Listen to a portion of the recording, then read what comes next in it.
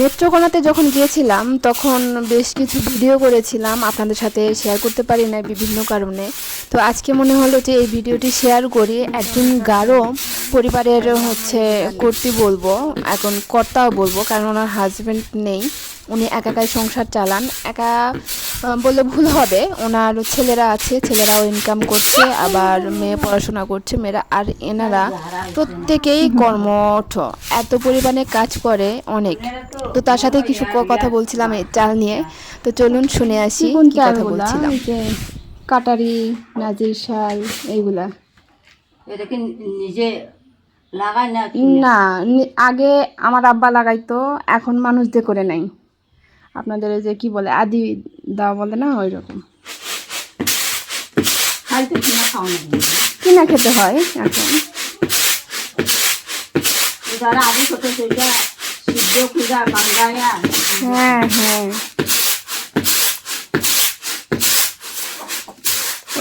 ওইটা একরকম পদ্ধতি আছে, আর একটা হচ্ছে টাকা দিয়ে, একবারে বছরে টাকা দিয়ে দেয়, ওরা সব নিয়ে নেয়।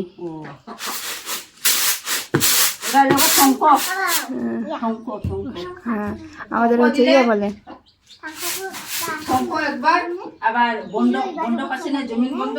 বন্ধক নয়, আমরা বলি খাই খালাসি, আমরা ওটাকে বলি খাই খালাসি। বছরে জমির পরিমাণে টাকা দিয়ে দিবে।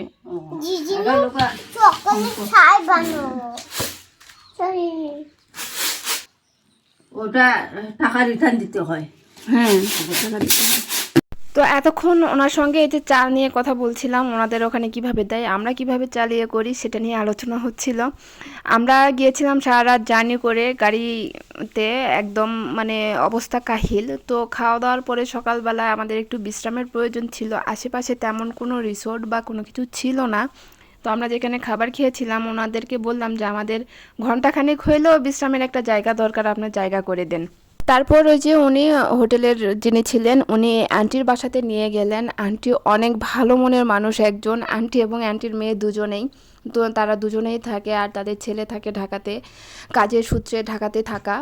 আর আন্টি অনেক পরিশ্রম করে এই ফসলগুলো, বিশেষ করে ধান চাল যেগুলো হয় ওনারা নিজেরাই ফলান। তবে এইবার হয় নাই, এবার কাজ করতে পারেন নাই অসুস্থ থাকার কারণে। কারণ আমি বসে বসে ওনার সাথে গল্প করছিলাম, তাই তো বলতে পারলাম। তো যাই হোক, আন্টি অনেক ভালো মনের মানুষ ছিলেন। তাই তো আমরা চারজন অপরিচিত মানুষ হওয়া সত্ত্বেও আন্টি আমাদেরকে তার বাসায় ঠাঁই দিয়েছিলেন কিছুক্ষণ রেস্ট নেবার জন্য। আন্টিকে অসংখ্য ধন্যবাদ। আর আমার হাতে যে চালটি দেখছেন একদম মোটা, আন্টিরা নিজেরাই, এটা পাহাড়ি জায়গা, যেহেতু পাহাড়ি এলাকা, ওনারা এখানেই চাষ করেন। আর এই চালটি, এই ধানটির নাম ছিল হচ্ছে জব্বার। তো আমি চালের নাম শুনে একটু হাসছিলাম যে আসলে এ আবার কেমন নাম। তো চালটি হচ্ছে একদম মোটা মোটা, ছোট ছোট, আমাদের হচ্ছে খাটো দশ চাল, যেটা মিনিকেট না কি জানি বলে, ওই রকম চাল। তো যাই হোক, ওনারা কিন্তু অনেক পরিশ্রমী মাশাআল্লাহ। তো আজকের ভিডিও কেমন লাগলো অবশ্যই জানাবেন। সবাই ভালো থাকবেন, আল্লাহ হাফেজ।